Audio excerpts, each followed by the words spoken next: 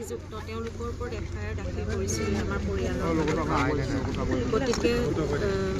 যেনেকৈ আমি আশা কৰিছিলোঁ সেইমতে তদন্তৰ কাৰ্যখিনি সম্পাদন হৈছে সেইকাৰণে আশা কৰা মতে হোৱাৰ কাৰণে আমাৰ ভাল লাগিছে আৰু খুব মানে বহুত কষ্ট কৰি তদন্তকাৰী দলটোৱে গোটেইখিনি SIT এইখিনি ইমান দিন ধৰি কৰিলে গতিকে আমি তেওঁলোককো ধন্যবাদ জনাইছোঁ আৰু ৰাইজে আশা কৰা মতেই সেইখিনি ফল ওলাইছে গতিকে এতিয়া সকলোখিনি ন্যায় প্ৰক্ৰিয়াৰ ওপৰত আৰু আমি আশা কৰিছোঁ একেধৰণে ন্যায় প্ৰক্ৰিয়াটো সুচাৰুৰূপে পৰিচালনা হ'ব আৰু যিহেতু দোষী সাব্যস্ত হৈছে এতিয়া তদন্তত ওলাইছে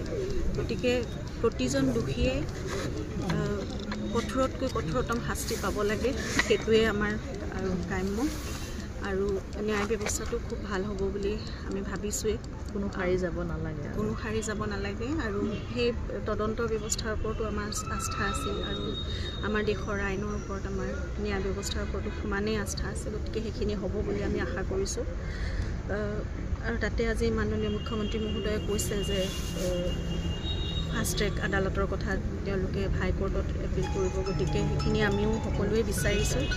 ৰাইজেও বিচাৰিছে আমি পৰিয়ালৰ ফালৰ পৰাও বিচাৰিছোঁ যিমান সোনকালে পাৰে সেই ন্যায় প্ৰক্ৰিয়াটো আৰম্ভ হওক আৰু ভালকৈ পৰিচালিত হওক আৰু এটা মীমাংসা যাতে আমি সোনকালে পাব পাৰোঁ আৰু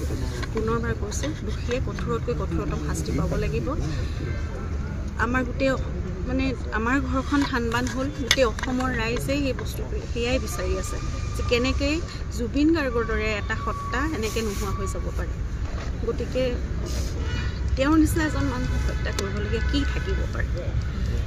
চবটো খুলি সম্পূৰ্ণ নিজক উদঙাই সকলোখিনি দেখোন দিয়ে আছিল মানুহজনে তাৰপিছতো এনেকুৱা এটা ষ্টেপ কিয় ল'ব লগা হ'ল গতিকে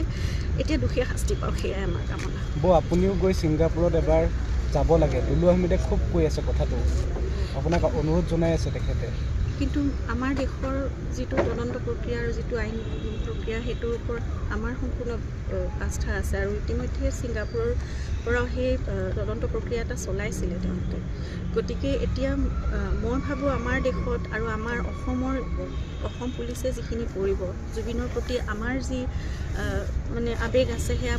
প্ৰতিজন অসমীয়াৰ আছে আৰু আমি দিয়া এফআইআৰ ওপৰত বেছ কৰিও তেওঁলোকে সেই বস্তুখিনি কৰিছে গতিকে বেলেগকৈ যোৱাৰ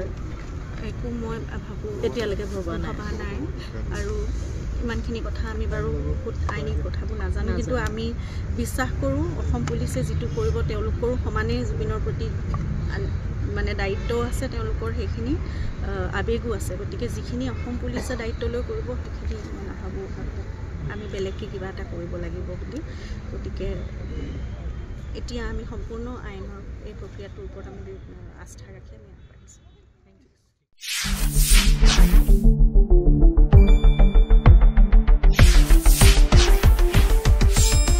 শুদ্ধ আৰু বিস্তৃত বাতৰিৰ বাবে চাই থাকক নিউজ ডেস্ক ৰিপৰ্ট।